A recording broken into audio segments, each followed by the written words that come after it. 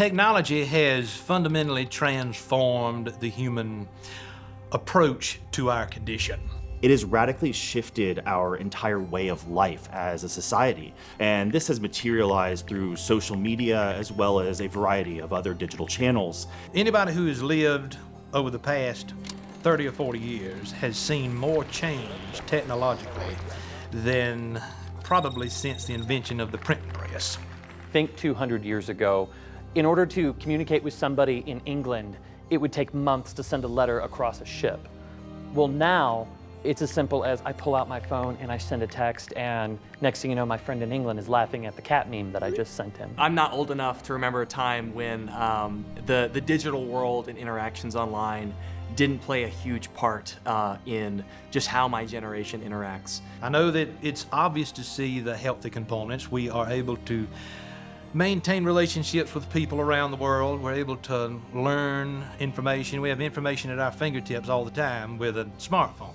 We're not becoming smarter people as a result of that.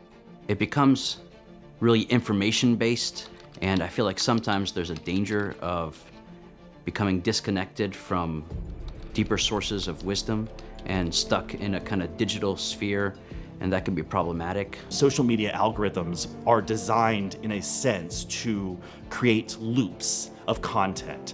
So effectively, by your initial decision, you are sent on a loop in which you continue to be fed the same type of content that you engaged with. They are being caught, trapped in these cycles, which become self-perpetuating echo chambers. I think it can be very harmful at times when we're not interacting on a face-to-face basis with people because it encourages us almost to be uncharitable.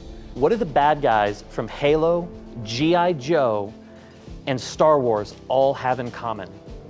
They do not have human faces. Their faces are covered.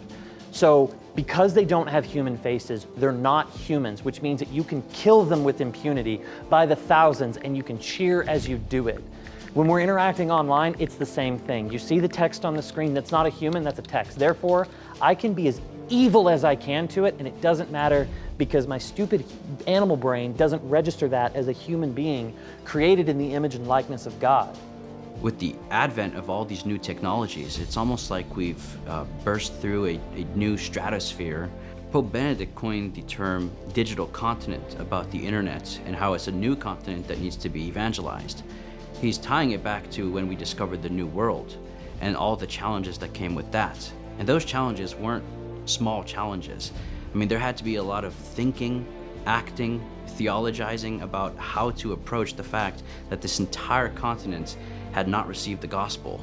The internet's no different. We have to find a way to do that. And the best way to do that, I think, is to be grounded in the tradition of the church, in communion with each other on a common mission to bring the gospel into the new world of the internet. Never before in history has there been such ease of access to every corner of the world.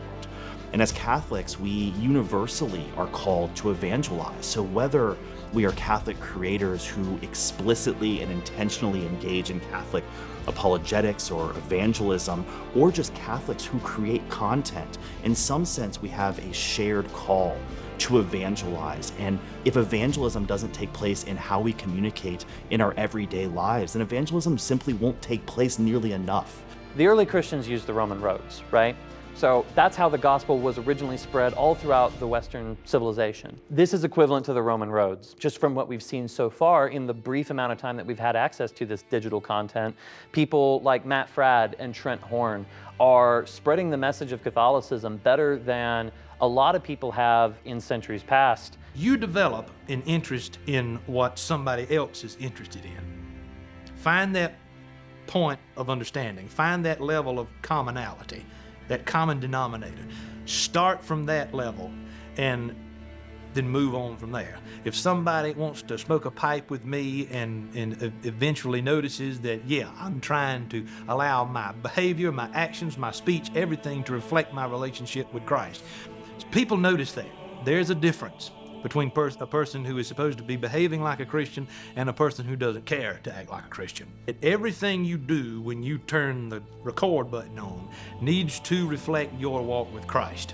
As Catholics, we believe that all communication originally finds its source in God, in the triune God. Communication was never meant to be conducted in isolation. Communication was always meant to be grounded in the divine and oriented toward communion. I don't think that there's a one-size-fits-all formula, but I believe that this approach, this incarnational framework, as it were, helps us to make the right decisions and to take the next right steps.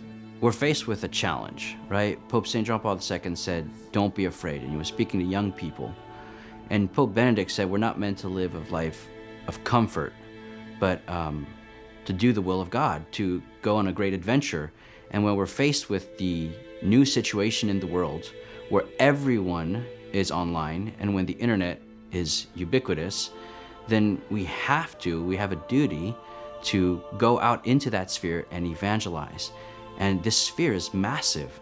The sheer size of it is precisely what prompted Pope Benedict XVI to call it a new digital continent.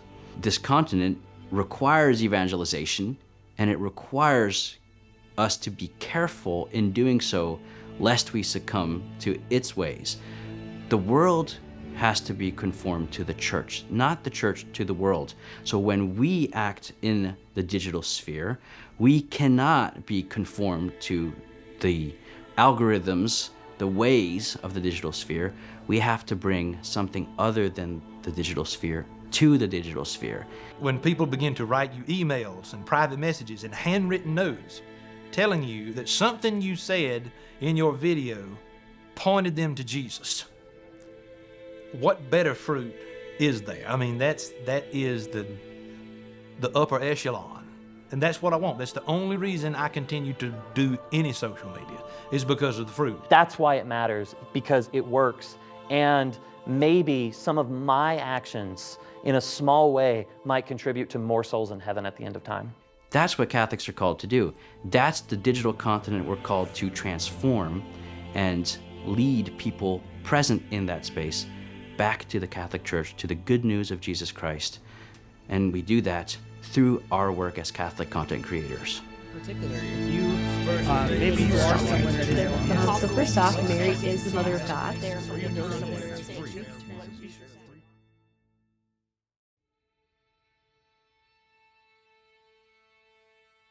In many ways, the video you just watched probably felt like a teaser trailer. Maybe a teaser trailer for a bigger, more complete documentary on the same subject. A documentary I'd love to make someday, and I have some thoughts about, though nothing official to announce at this time. It also felt like a teaser trailer for the Creator Conference. And many of the shots, many of the people involved, all of the interviews, a lot of the B-roll, that took place at the first annual Creator Conference that Kyle Whittington and I put together this past summer. I will just touch on that for a minute. It is a teaser trailer for that. This isn't an official announcement, but I can say that there will be another Catholic Creator Conference in 2025. We're putting together the final details. We have lots of exciting speakers and workshops and a lot more collaboration time. Overall, it's going to be bigger and better than last year. So make sure you stay tuned to my channel and Kyle Whittington's channel and Discord so that you can get the newest updates on that. We'll be announcing them very soon. Also, this felt like a teaser for what God is up to in the digital sphere with Catholic content creators. You know, having connected with many of these people that you've seen in this documentary, and even when conducting these interviews, it became very clear that the Spirit is moving among us. He's drawing us all to be evangelistic in this new digital continent, and yet not to succumb to the ways of the digital sphere, not to be worldly. I think that's an important mission, and it's been amazing to connect with and partner with so many people who are involved in that same mission. From the St. Paul Center, who hosted the conference and helped us put it together, to Catholic Answers, who was also a pivotal partner in putting the conference on and letting us go to their conference and film some of the clips you've seen in this very video. They've all been amazing partners to partner with smaller creators and help lift us up, because we're all workers in the same vineyard. And to all the other Catholic content creators. It's been so amazing to connect with you guys, to become friends, and to collaborate. And this is just the beginning of that. This is just the beginning of what we're all going to do together in this space. And it's already amazing to see the fruit of that. I'm excited to see what comes. Lastly, this is a teaser for the direction I want to take this channel. I think narrative-based storytelling is one of the most effective ways to evangelize people. You can convey information and you can convey emotion and beauty, and all of that can be much more moving than a mere lecture video. While I think that type of content is still important, this direction is the way that I feel called to go. That direction takes a lot more time, a lot more effort, and a lot more resources.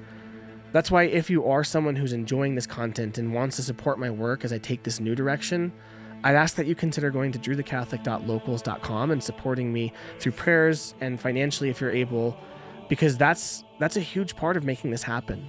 You know, we made this doc with very little time, only a week and a half lead time, only about 20 minutes to interview each of these people, and a lot of post work to make it something that was somewhat intelligible. And I think it came out really good. Now, all of that's on the Holy Spirit for weaving this narrative together. But I think with more time and with more planning and more support, we can continue to do more amazing things. And I can't wait to share with you guys some of the ideas I have in that regard. You know, looking back 2.5 years ago when I started this, it's amazing to see the connections I've made, the people we've reached, and the impact that we've already had. And again, it's just a teaser of what's to come. So thanks everyone for watching, and we'll see you next time.